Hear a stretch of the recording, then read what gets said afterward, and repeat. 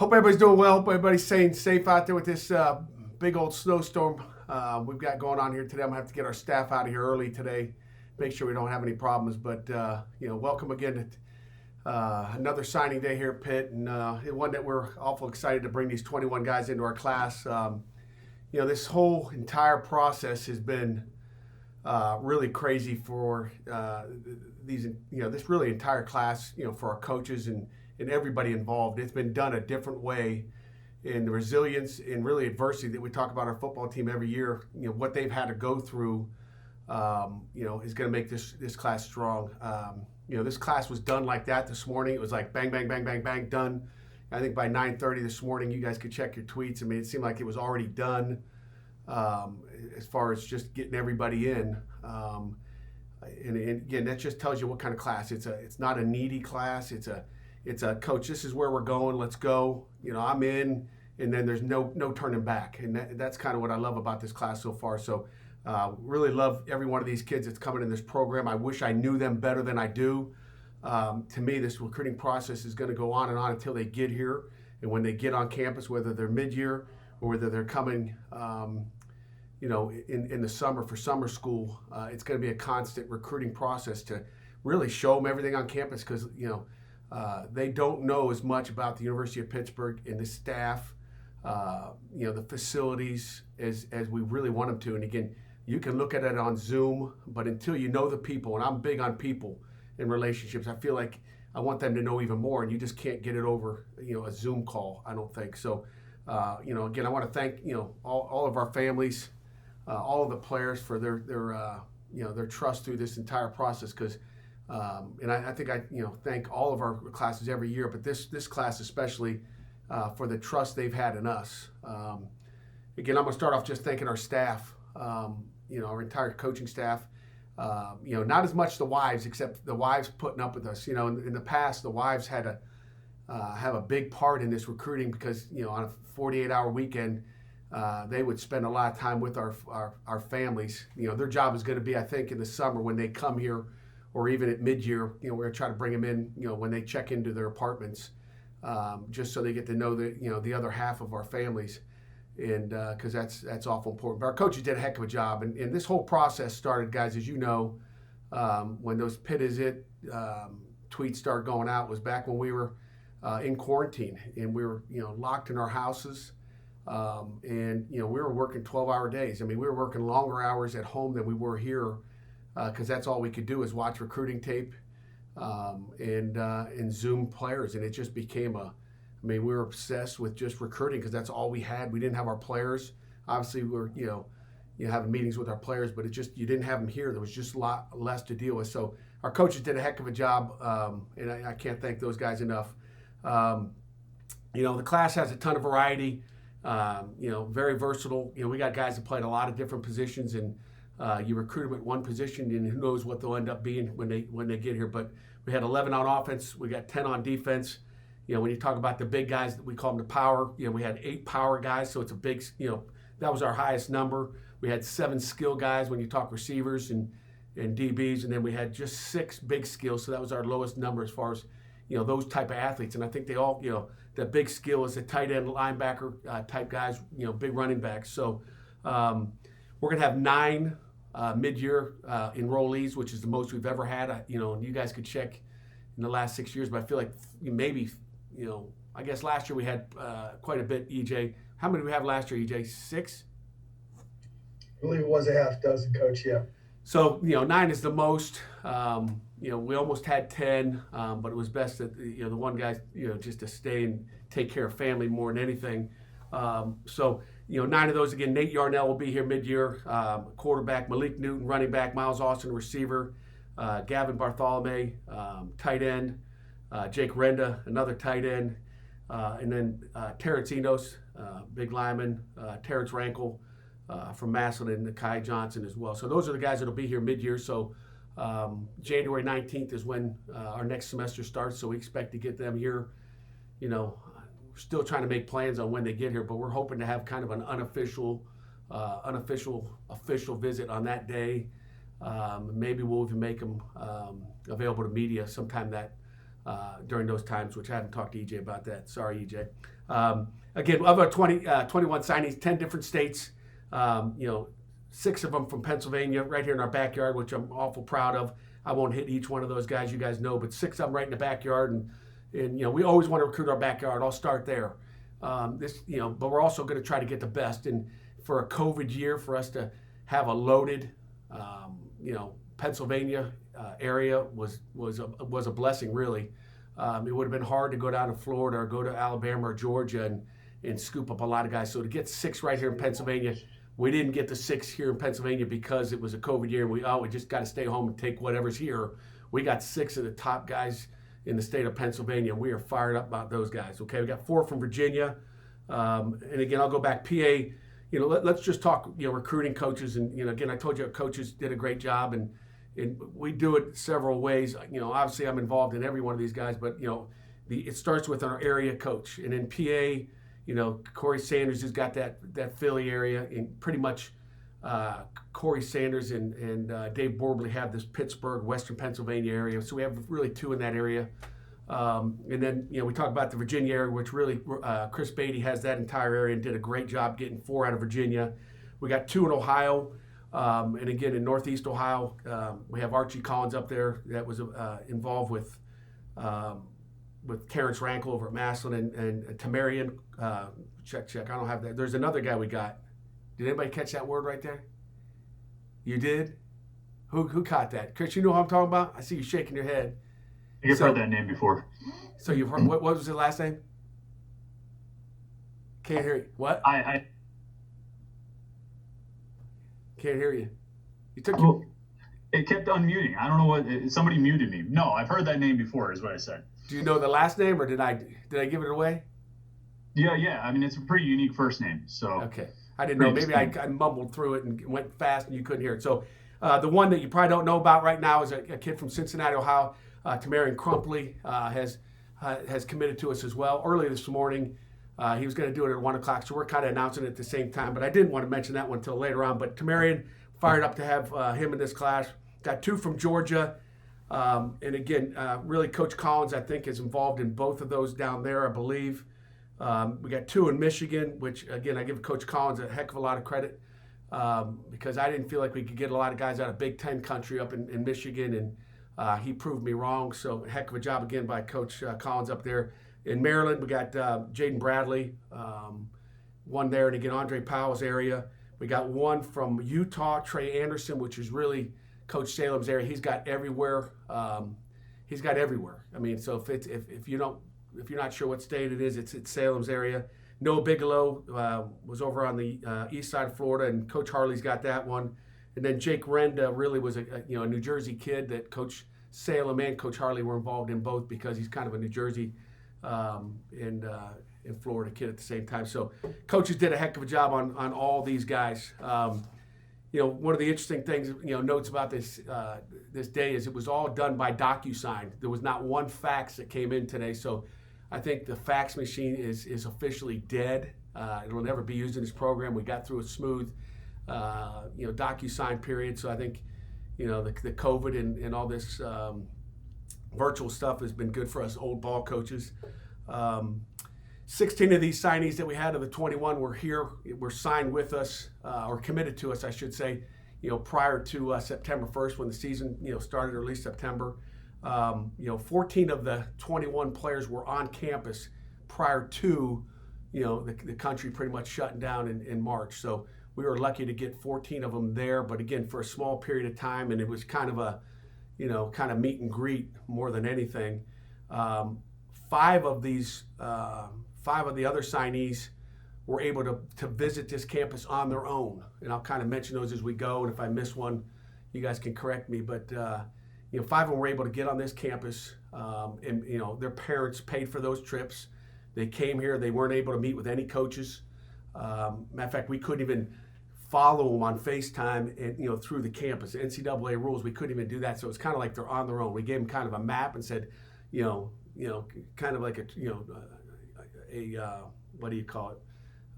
I don't know, just kind of a map, just kind of what to see, where to go on campus. So I really, thank those parents for taking the time to come up here and at least see what Pittsburgh's like. And unfortunately, there's been 2 young men that signed with us. You talk about trust.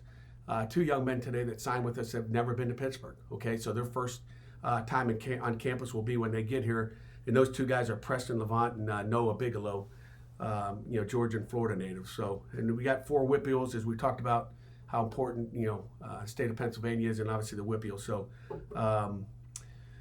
so I think we're good there. We thank the coaches already. And again, I want to thank, really academics. I mean, you look at, what we did in the past. Usually we had an admissions thing, and there's a lot of different parts to a visit. But really, this entire visit was the patience that our wives had when we were on the phones all day and Zooming, from our, home offices. So I thank, all the wives out there, obviously our coaches. And then really Mike Faribaugh over in academics and his entire staff, and Penny Samayo over in life skills did a heck of a job of continuing to, just kind of leave their schedule open. I mean, during that whole pandemic, when they're home, it's like we got a calendar, and when is Penny available? Okay, let's lock, whoever it is, Noah into that time.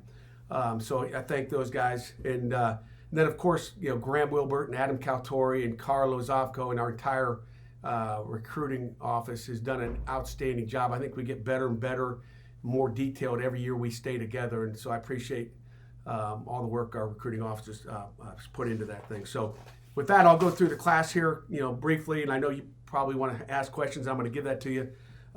Start with the offensive class. A guy that's mid-year, Nate Yarnell, big 6'6", 190-pound quarterback, did not play in his senior year. Hurt just the tip, of his finger, and struggled with it all year. He could have probably played in the last game of the season here last weekend. The coaches chose to not play him in that game. And Tommy Mangino is the quarterback coach over there. Obviously, his dad is the big Mangino. As far as the old Kansas coach, and coached with my dad at Youngstown State, so we had a really good inning with Tommy there, and was his quarterback coach, and just absolutely loves him there. So just a big strong arm quarterback there with Nate, and we're excited to get him in here in January. The running back position, we end up getting 2. The first one is Malik Newton from Lake Taylor High School in Virginia, Norfolk, Virginia. Big physical, punishing running back that I don't think our defense in the spring is going to enjoy trying to tackle this guy. He's a physical guy, and we're looking forward to getting him here. We've got another make you miss, got a ton of wiggle in Roddy Hammond from from Booker T. Washington High School in Virginia as well. Get another one of those Chris Beatty recruits. He's not as big as Malik, but he's a guy we'll make you miss. So we've got really a dual threat in the backfield there. I have 2 receivers for you. The first one is Miles Austin, a kid from Ocean Lakes High School down in Virginia Beach. Just a kind of a speedster on the edge. I think he can play anywhere, inside or outside, but he'll give us vertical stretch on the outside. Again, did not play his senior year, as well as, really, talking about Malik, Rodney, and Miles, from that Virginia area, did not play in a senior year because football was canceled down there, but did participate in 7-on-7s down there, and really were all in the same league. So I think they had a blast, at least being in 7-on-7. They couldn't play a football season, but were able to play in a 7-on-7. So Miles Austin, again, another mid-year guy that Kenny Pickett will be able to throw to this spring. So I'm excited about that. The other big, long, rangy, almost kind of a monster-style receiver that will go up and get the football is Jaden Bradley, kid from Baltimore, Maryland. Played for Coach McGregor over at DeMatha Catholic, one of the top high schools in the state of Maryland over there in PG County. And, Jaden is a super kid that we're excited. Again, another guy that did not play his senior year. He thought about transferring to about 3 different high schools. And I'm kind of proud that he's stuck with DeMatha, regardless of having a season or not, and he'll get his degree from DeMatha. Tight ends, probably the best class of tight ends that I feel like we've signed since I've been here. I'm really excited about both of these guys, and we've struggled with that tight end category. And again, for a lot of reasons, there's not many of them out there, through the years, and with the very few that there are, it's kind of like the fullback position. Like, pretty soon there'll be no tight ends out there. So it's a hard position to recruit to get what you want. But these two guys, I'll start off with Gavin Bartholomew, big tight end, 6'4", 255-pound guy that was originally committed to Buffalo. When Coach Salem was on him all the time from Blue Mountain High School, and this guy plays everything. I mean, you watch his tape; he's a quarterback.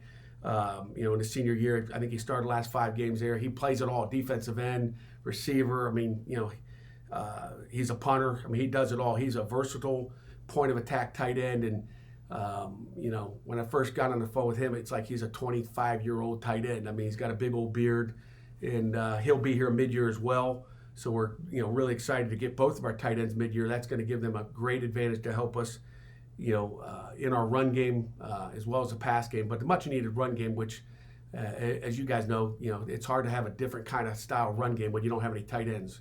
That's kind of where we were most of the year when Lucas went down. So Jake Renda, tight end, 6'4", 225-pound. He's from Princeton, played at the Hun School, Princeton, New Jersey, that is. Played at the, I'm not sure what the high school was, but ended up being at IMG down in Florida, and just a super kid. He's got a ton of football reps. Again, was a former quarterback for 3 years in high school, went to IMG, and again, he's got a ton of Pittsburgh roots in his family, so his family is excited to be here. We ended up flipping him from Michigan State, and we're excited to have, I think, 2 excellent tight ends in our class. We've got, again, 4 offensive linemen that we're really excited about. That starts with Terrence Rankle, probably one of the leaders of the class, leaders of his football team. I think in his years there, they're 38-4 overall.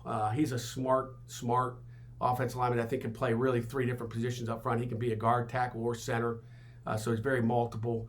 And obviously from Massillon High School and Coach Nate Moore over there. So we appreciate Coach Moore and helping us land Terrence. Kyle Fugetti, a late guy in the process, who you watch on tape and you absolutely loved up in Michigan at Franklin High School. 6'6", 270-pound guy. Came to campus during this dead period, I guess you want to call it, and was able to go around and just absolutely loved it. Decommitted from Miami of Ohio. Waited a week to think about it and then committed us. But we're excited to have him. I think, again, he's a guy that can play inside or outside. Was a hockey player through his high school career, so we know he's a big physical guy and good on his feet. Terrence Enos, probably an enormous, large is probably not the word, enormous physical mauling type offensive lineman that just moves an entire defensive line by himself. He's from Tech High School up in Michigan, and Coach Welcher's up there, good friend of mine through all the years that I spent up there, and we're fired up to have Terrence here as well. Again, a mid-year player. Terrence Rankle mid-year, Terrence Enos mid-year, Fugetti will get in the summer, and then the last one is Trey Anderson, who is a big offensive lineman. I know some people say he's a tight end out there in the rivals or rankings or whatever, but we recruited him as an offensive lineman. Maybe he can sprinkle in there and help us kind of like a Grant Kerrigan has in the past, but he's a big athlete that, his dad played in the NFL.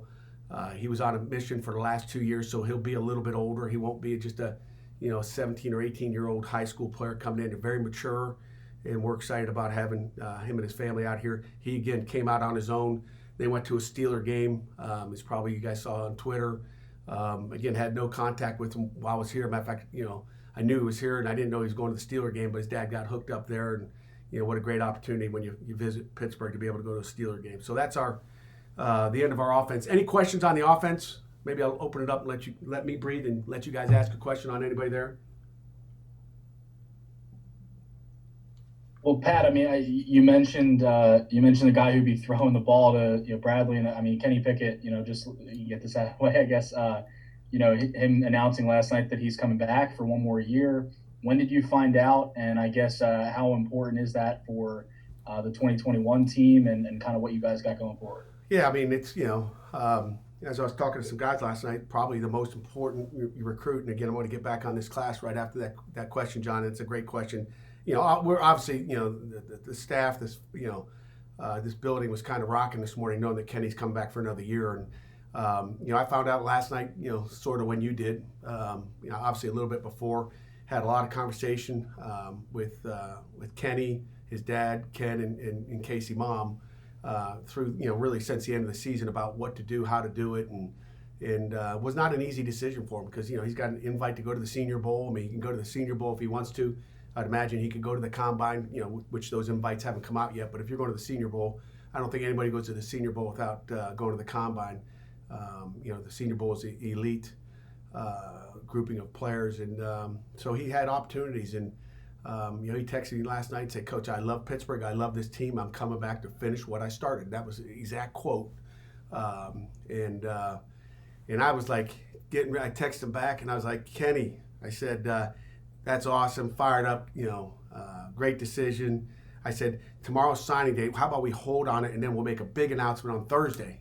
Okay, and then I, kind of waited for a response. I'm kind of waiting, and you know how that little thing kind of spins in the text message, and he's not there. So I'm like, "What's going on?" So all of a sudden I get text messages, and all of a sudden it pops up on my phone. Kenny's coming back for another year, so he already released it, and I was trying to get him to hold it back, but we're fired up for the Pickett family, and obviously fired up for the Pitt football family. So I'll move on with the defense. Okay, defensively, again, talked about how many we had, but we got 4 defensive linemen. I think 4 exceptional defensive linemen. Obviously, we lose some guys, so we're going to need reinforcement. I'll start with Elliot Donald, Central Catholic High School. As you guys know, the Donald name, but this is Elliot, and Elliot's going to pave his own way here at Pitt. Obviously did not play for Central Catholic this year because of COVID related issues, really worried about getting his family sick and his grandfather, which is all understandable, and really respect that decision and the heart that he's got there for his family. But again, probably the strongest guy on our football team to this point as far as in this class, just knowing what you know. Talked to him early this morning. He's getting ready to go over to Grandpa's house and get another lift in the basement, so I told him I wanted some video. But strong, powerful, explosive guy inside, and has gotten a lot bigger since his junior year at Central Catholic. Dorian Ford, again, another enormous interior guy that is going to occupy a lot of space in there and plug up gaps. From Baldwin High School, 6'4", 295 pounds probably. Just a super kid. Just enjoy recruiting him, and we're fired up that he chose Pittsburgh. Nakai Johnson, an explosive, athletic, edge rushing type guy that we like to put pressure on the quarterback. It starts with a guy like him. And again, he's probably 235 pounds right now, and getting bigger. Was a little bit banged up in his senior year. I think they only played about 4 games. We saw him a year ago. I watched him play basketball. We're excited to have him with us. And then the last one here on the defensive line, Daquan Brown. Again, another Virginia Beach, Virginia high school player. Played in 7-on-7s, Ocean Lakes High School. Miles Alston's teammate. Coach Beatty, again, stayed on him for a long time. Originally committed to LSU, as you all know. And just a really versatile athlete. I mean, I think he could be a linebacker. He's, again, another edge rusher. He's probably about 215 pounds, but once he gets on, 4 square meals a day, he's going to blow up and get big and explosive. And I think he's got, extreme athletic ability. So that's our defensive line, which we're excited about. Only had 1 linebacker in this class. It really only felt like we needed 1 linebacker. The 3 guys we got last year, we're really excited about. And we felt, just when you look at your needs, we wanted 1. We got Preston Levant, again, a downhill physical tackle machine is really what I think he is. I mean, he's physical. He'll put his face on you, from Georgia, from Crisp County High School down in Georgia. So we're excited to have Preston with us. Again, one of those guys I told you earlier had never been on campus, so I can't wait to get him up here. I want to personally give him a tour here. And then we'll talk about our corners. And again, really wanted to load up in the secondary. Because of the guys we've lost, and we really felt like we were shorthanded this year as well. So 5 total guys in the secondary with 3 corners. The first one I'll talk about, because these are all alphabetically, as you know, Khalil Anderson at corner, Atlanta, Georgia, Riverview High School. I think he can play at all 4 different spots in the secondary. This guy's he's a ball hawk. He goes after the ball. He's a return specialist.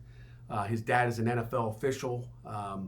And he's got a relationship with Mike Tomlin. So something kind of a little bit special on that end, because they obviously see each other on the field, just like I know some of the ACC officials. But so really, really just a super football player.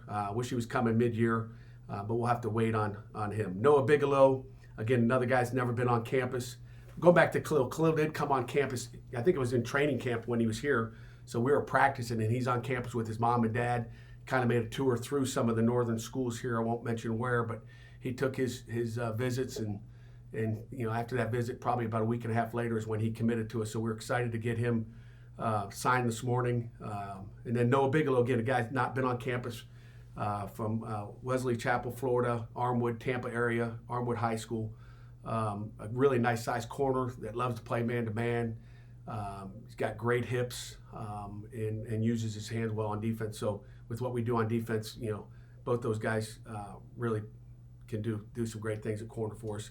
And then, the one that I broke the news on today that just really committed to us yesterday, but or maybe 2 days ago, but wanted to keep it quiet today is Tamarian Crumpley, a rangy 6'1", 185-pound cornerback that will hit you. Originally was committed to Minnesota, and we've been kind of on him all season. Played for Winton Woods High School in down in the Cincinnati, Ohio area. Led them to a 9-1 record. They played a lot of football there in Ohio this year, and we're excited to get him in Pittsburgh. So again, we'll come in the summer. And then we got two big time safeties. First one right here from Pittsburgh, Pennsylvania, Stephon Hall from Central Valley High School. I'm hoping he's like a Jordan Whitehead. He will hit you like Jordan Whitehead. Very physical. He will run through you. He's not going to just tackle you. He's not going to just wrap you up. He will run through you. So we love what Coach Lyons has produced over there in that high school, and we're excited to have Steph in our program. And then the last one is Javon McIntyre, a big 6 foot, 190-pound kid, lives in Delaware, went to Imhotep High School in Philly. Again, they did not play this season at Imhotep, so he's just been lifting and running and getting ready. And this entire class and family have been through a lot, as we all have. So we're excited to get some stability and bring this class here to Pittsburgh and continue to recruit them and love them up and coach them. So that's the class. Questions? Pat, there are some high schools, and maybe not many, that have postponed football until the spring. Are any of your guys going to play football in the spring, your recruits?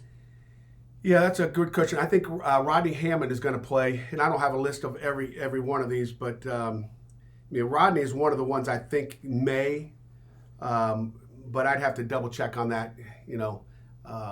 That's the only one that I can think of that may be playing this spring. But they can make up their mind whether they're going to play or not. I don't know. And again, it's just kind of like bowl games. Are they going to be played or not?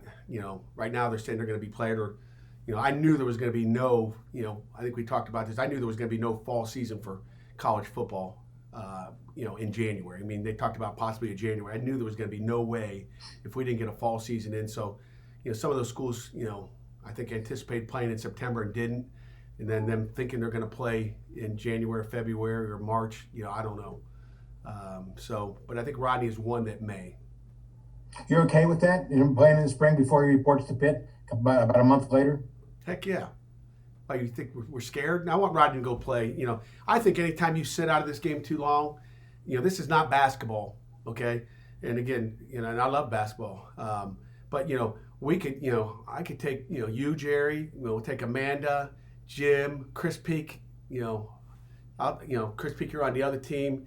I'll take RJ. We could get 10 guys together and go play a basketball game. And, and if we did it every day, we'd get better.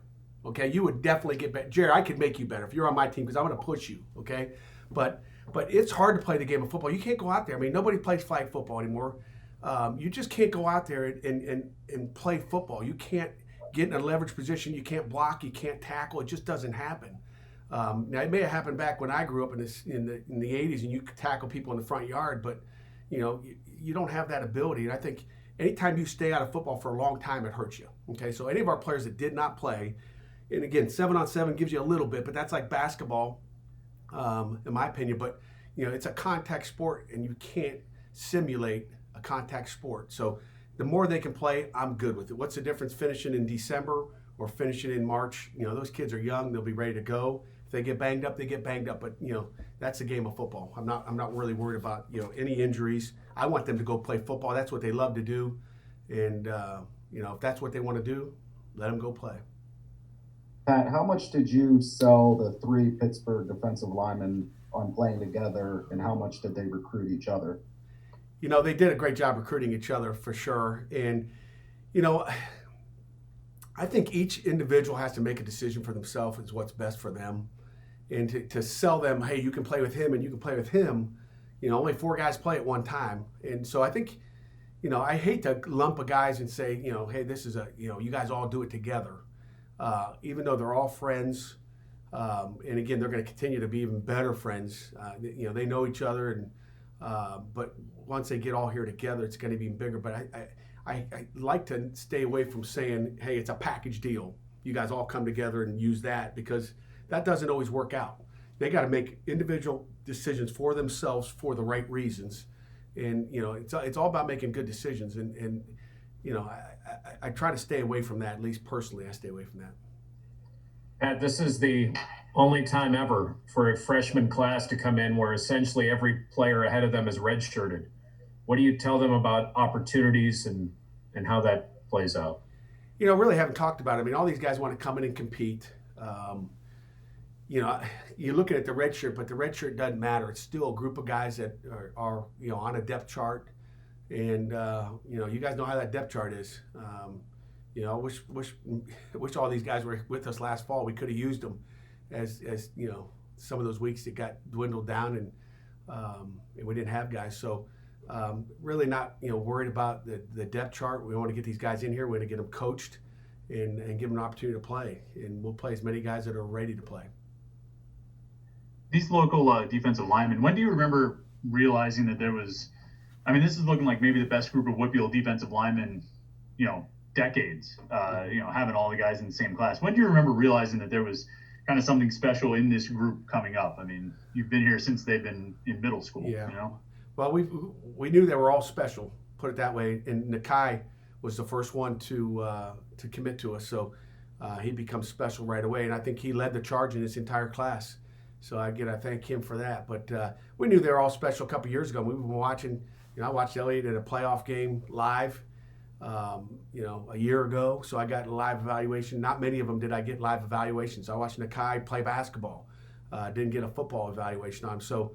And then Dorian, just spent a lot of time in his high school as well with his old coach in the past. And again, matter of fact, I think I did watch a football game of his one Friday night. So, we've known they're special. And again, they're all each individuals. And, we're just thankful that, that Western Pennsylvania was so gifted athletically. Pat, if you're top rated, and I know you don't necessarily care or pay attention to that, but it seems like some of your better players in this class are on that defensive line, just sort of like some of your better players on the team this year were on your defensive line. Do you see that becoming sort of a calling card of this defense, or something that can be part of an identity to have those really talented defensive linemen kind of lead the way for your defense? Like the Panthers steel curtain or something like that, huh? I hope we have talented players at every position, because it's hard just to win with one talented position. But we'll take a calling card. I'm sure Coach Partridge takes pride in what his guys are doing. I look at Rashad Weaver and Patrick Jones leaving, and then we got to develop some new young guys. At the defensive end position, we know Deslin's good and all that, and John Morgan. But you look at our linebacker group, and we got some talented linebackers, and they're going to be a year older. And you look at Cam Bright. I'm excited about what he's got. So. Coach Hart, I'm sure, takes pride in that. Coach Borbley, our offensive line, I'm excited about our O-line next year. So there's a lot of pieces. Some guys are going to get sacks and some people are going to get pancakes. Okay, which ones do people start to gravitate towards it? Nobody really sees the pancake, okay, because there's, they don't get many awards for pancakes. But, everybody sees and hears the sacks. And obviously our linebackers are getting sacks, and people see interceptions and they see the wide open big hits. Everybody sees Jordan Addison and DJ Turner making big plays, and obviously that quarterback that's making those throws. So I hope we got players at every position, and I don't want to sit here and say it's a D-line world here in Pittsburgh, because it's a football world. We're in the city of Pittsburgh. it's a city of champions, and that's what we're working towards. And we're going to need athletes at every position. Does Malik Newton bring something to your running game that maybe you didn't have this year? It's going to be a different. It's going to be a different style, that's for sure. I mean, he's got to be more in the mold of a Darren Hall, Quadri Olson, James Conner, Le'Veon Bell that I was used to up north. Yeah, I think so. I mean, he's a bigger back, and there's not many of them out there. So we're going. Great thing is we got him in spring, and Daniel Carter's kind of that bigger back, but not as tall a back. So this is a big guy that can run. I think he rushed for over 5,000 yards in high school, and that's without his senior year, because I don't think they ran the ball in 7-on-7. Pat, like you mentioned, I mean, Newton's one of 4 guys you guys got from Virginia. Did you see that as an important recruiting win within the context of the ACC with a couple of schools down there to be able to, with the job that Chris Beatty did to get down there and get 4 really good, talented guys out of that state? Yeah, Chris has got as good a contacts as any coach I've been around. I've got some contacts in Northeast Ohio, but it's not as there's not as many players up there just from growing up in that area. And Chris grew up in that area, spent a lot of time in that area, and very well respected down there.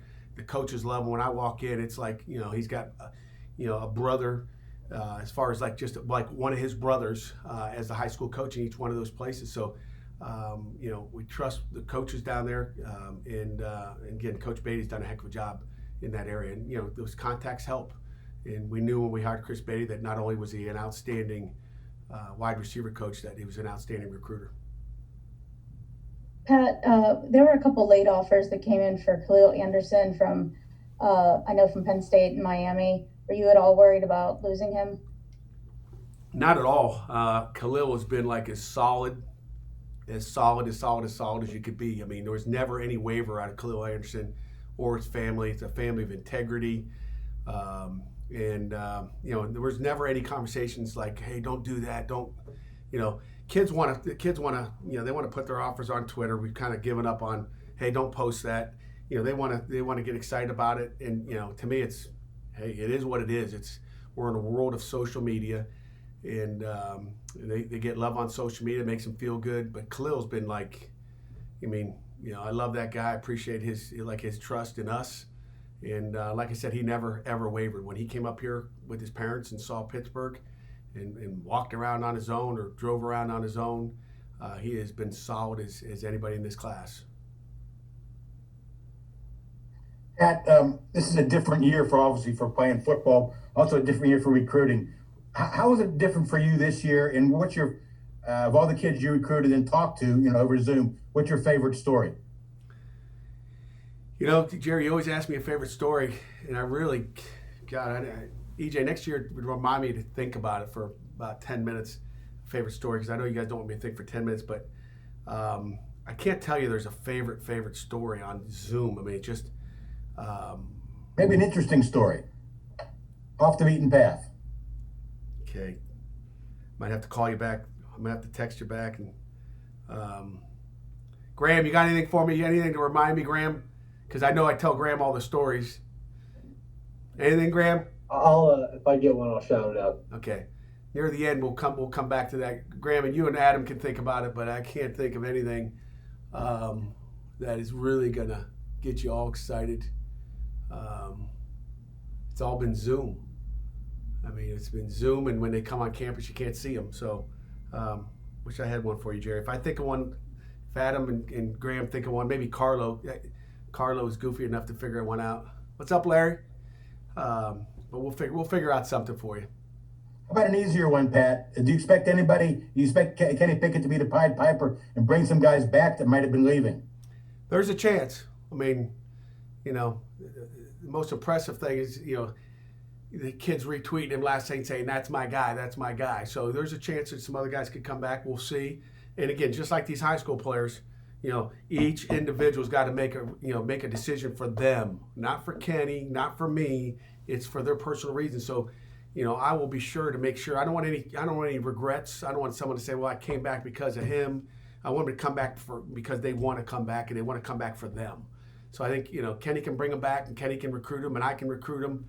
But, I try to stay away from recruiting them. I want to educate them, and I want to get what's best for them. And I think, that's what Kenny thought about it long and hard. I mean, long and hard. shoot, a half hour before he texts me, the text I kind of read to you. I hope Kenny doesn't mind. I mean, him and his dad called me again and was like, Coach, just a tough decision. I said, how you doing? He's like, oh, I'm struggling, Coach. And then half hour later, he wasn't struggling. So he went, back and forth and what should I do? And like I said, Mark Whipple did a great job. He did a, incredible job of getting feedback from NFL scouts throughout the country. I mean, all over. He's got, because he was in the league, he talked to a lot of people. I mean, I know Kenny, talked with Peyton Manning. We're going to try to get him on a Zoom tomorrow. He talked to Peyton Manning. He reached out and did his homework. You talk about a guy doing his homework, trying to figure out where am I going to go and what can I do to improve. He did his homework and made a great decision for Kenny Pickett. Is it safe to assume then that Kenny came back to work with Mark for another year? Yeah, it's safe to say. Yeah, I would hope so. He came back to work with me too, and Coach Beatty and EJ and Carlo. Right. What with this year and with recruiting, where you can't go out and see these guys in person and meet them in person, what lengths have you had to go to make sure that a guy you think is 6'3" isn't going to show up and be 5'11"? You know what I mean? That guys are as big as they say they are, since you're not actually seeing them in person. Yeah, that's a great question. There's a lot of things that these 21 young men don't know about us, and I want them to get as much information as they can. And there's a lot of things we don't know about them, so we need to continue to learn. But the one thing I'm not worried about, Chris, is how tall they are. I mean, we can go by the sizes here, and people think Kenny Pickett's 6'2". I read somewhere 6'2". I was like, that guy's 6'3.5". Like, sizes don't really matter. You look at some of the guys playing in the NFL, like tell Aaron Donald's size matters, okay? So really size doesn't matter. When they get there, we love what they do on tape. We love them as people, and that's really what's going to matter. I'm not going to worry and say, oh, God, I thought you were 5'11", you're only 5'10". It doesn't really matter. I mean, we get fooled by that every year. It doesn't matter, because you're looking at eyeball. Very rarely do you go in and measure a guy. And how do you view the February signing period now, and do you expect to remain active for that period as well? Yeah, I love the February signing period. When you look at the old February signing period, I mean, it's been a long year. I think these kids were excited to sign today, that national letter of intent. It's a long process. I mean, you think about it. February, the kids came on campus, I believe, but then March was dead for the first time ever. March, April, May, June, July, August, September. I mean, you think about all the darn months that these kids have had no opportunities. What are they going to do in January? I mean, it's dead, it's cold, it's snowy, and there's no place to go. So I think that the December signing period is the absolute way to go. It is the signing. It's not the early signing period. To me, it is the signing period. We do have 3 assistants who will be joining us on this call. Do we have any final questions for Coach? Maybe a couple more. Yep, Pat, and again, I know the rankings are not your thing, but according to the rankings, this will be one of your better classes since you've been here at Pitt. Does it feel like that to you, and has it felt like that as you were working through this process, that this had a chance to be a special class or one of the better ones that you've recruited? You know what? I mean, you're exactly right. I'm not into all the rankings. It doesn't matter. We're going to find out who our best players are in the end, in 2 or 3 years. And again, I'm not just, it's not coach talk or whatever. I'm really, the guys that rank, the guys that put them in there, it's all based on who you are and who you have working for you. All that, I mean, it doesn't make any sense, guys. I mean, players are players. We've got to develop them. We got to have great character guys that are developable in themselves, and that's what it comes down to. But this class, I don't feel any different than I felt in last class or my first class. We're always getting high quality guys that want to graduate from the University of Pittsburgh, and they have, okay? Guys that want to graduate and guys that want to play football. And, our guys are going to play to the end, every game, every year. And that's what I'm looking for, is tough guys, that match the city of Pittsburgh. But, I don't know where the class is ranked. I don't care about 4 stars. It doesn't matter. There's some 2 stars and some 3 stars that are as good as any 4 or 5 star guy out there. So if you want to listen to rankings, it just doesn't matter. It doesn't matter when you got a top 10 class. It doesn't matter if you got a top 80 class. It doesn't matter. Graham, you got a story for me, Graham? Not much. Maybe the reason we had to do the Lewis Riddick video that went viral. We had Carlo and Mickey driving around campus for that too. Remember that? Yeah, here's a funny story for you. Carlo. So I'm like, we got to test this out. So Carlo gets on the Zoom. He's got a phone. The thing's shaking around. It's the worst video ever. Yeah, it was bad. I was like, well, this is we're not doing this anymore. And again, we wanted to see what it would look like. We had our whole staff on Zoom as Carlo's driving around campus. And again, we had a driver too, so it wasn't like it was like there's just no way we can give tours like that. So, thank God we got a hold of Lewis Riddick, and he did that, absolutely outstanding video for us that really, gave people a sense of what, the city of Pittsburgh's like, and obviously the university. But yeah, Carlo, the worst, Zoom, and he's a great tour guy on campus, but not with the phone on the dashboard. It was bad. I mean, you're seeing that. I mean, it was just bad. Any final questions before we get to Coach Sanders? Anyone? Pat, just a quick one. Because you weren't able to see a lot of these guys and you had to tell them about Pittsburgh, how important is that video side, those guys that produce those videos, to be able to show what Pittsburgh and your program is about? Yeah, I mean, Greg and Max over in our video office, Chad Bogard would like to take credit for it. I'm joking in case Chad's listening. He didn't do anything with that video, but our video people did an outstanding job, and it's real important. It's important when kids can visit to have video and the access to that. But then when when campus gets shut down and you're in a pandemic, it becomes real important. It took a while to make that video, and Lewis Rick took a lot of time to put his time into that incredible video. So we'll use that for years to come, just to get them here to see the real thing. So it's going to help us. And again, we found new innovative ways of really reaching our players, and obviously Zoom and really FaceTime have been critical in this entire process. I mean, here's a funny story for you today, Jerry. Here's one for you. Just today's story is I would swear probably in a COVID, if I talked to 21 guys today, that probably 17 of them had no shirt on today when they're saying, hey, my paper's in. So I'm looking at, I wish I had a screenshot of each one of them. None of them got shirts on. They're all, I think I saw one tank top. I think Gavin had a tank top on. So it's bad when I can tell you, who had one. So it's a beautiful class, good looking dudes, I can tell you that. So we got a physical evaluation today because they're just hanging out in the house doing homework, and they got no shirts on. It's good. Were they showing off for you? No, that's just kind of how they hang out in December, wherever they are. I don't think there was any show off. A couple of them, I told them, hey, we're going to get you in the wait till, they got the structure to them. And once they get with Coach Stacchiotti, they're going to get real big and fast. I want to thank everyone for having a shirt on. Just want to say that. That's good, Kelly. All right. Well, we hope there's more to come with Kenny Pickett, obviously, and we couldn't be more excited about Kenny coming back, and starts right there. Starts at that quarterback, and it also gives our quarterbacks who didn't have a spring a year ago to develop and find out who that next guy is too.